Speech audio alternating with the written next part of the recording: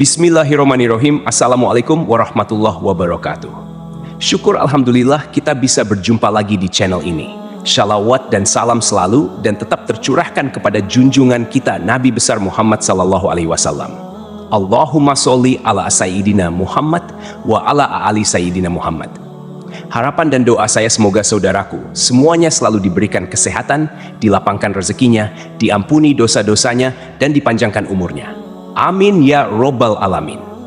Sahabat beriman yang dirahmati Allah, selama ini kita mungkin berpendapat orang yang meninggal itu tidak akan merasakan sakit ketika jasadnya dimandikan. Padahal saat dimandikan tersebut, mayat tersebut menjerit.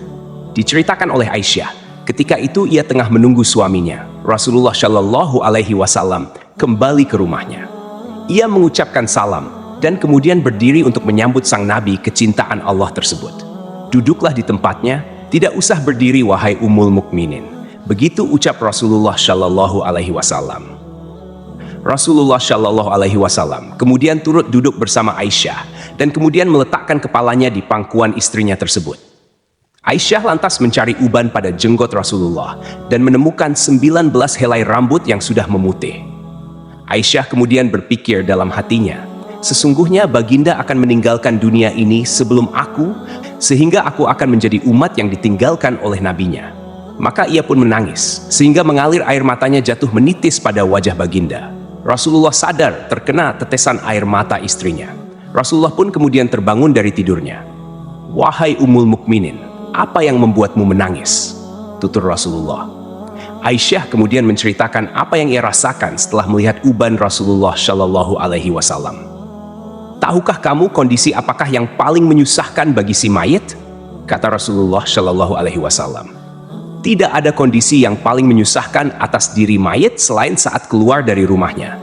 Anak-anak yang ditinggalkan berada di belakangnya dan menangisinya, kata Rasulullah. Itu memang menyakitkan, tapi masih ada lagi yang lebih pedih dari itu, sahut Rasulullah Shallallahu Alaihi Wasallam. Tidak ada kondisi yang lebih berat atas diri mayit selain saat dia dimasukkan dalam liang lahat dan dikubur di bawah tanah. Para keluarga, anak, dan istrinya meninggalkannya pulang. Setelah itu datanglah malaikat munkar dan nakir dalam kuburnya, ujar Aisyah. Baginda kemudian tersenyum simpul mendengar jawaban istrinya ini. Beliau lantas menjelaskan bahwa sesungguhnya saat yang paling berat bagi mayit adalah ketika datangnya tukang memandikan mayit. Pemandi jenazah biasanya akan melepaskan cincin yang dipakai si mayit, melepaskan pakaiannya, kemudian memandikannya.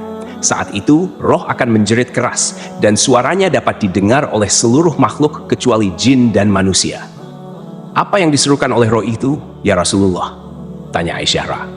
Hai tukang memandikan, demi Allah, aku memohon kepadamu agar engkau mencopot pakaianku dengan pelan-pelan, karena sesungguhnya saat ini aku sedang istirahat dari sakitnya pencabutan nyawa dari malaikat maut.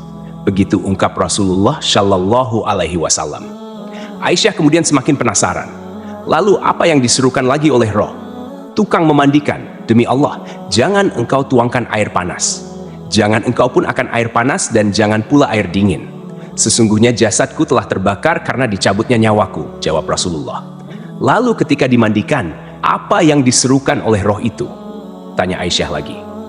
Dan ketika dimandikan, roh itu berkata, demi Allah, hai tukang memandikan, janganlah engkau pegang diriku terlalu kuat. Sesungguhnya jasadku masih terluka karena keluarnya nyawa.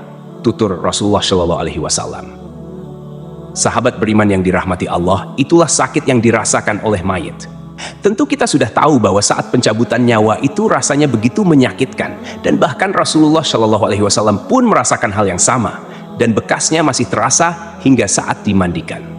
Jadi bagi Anda yang suka memandikan jenazah, dengarlah jeritan roh. Wallahu a'lam bishawab. Demikian yang bisa saya bagikan, semoga bermanfaat untuk kita semua. Amin ya robbal alamin.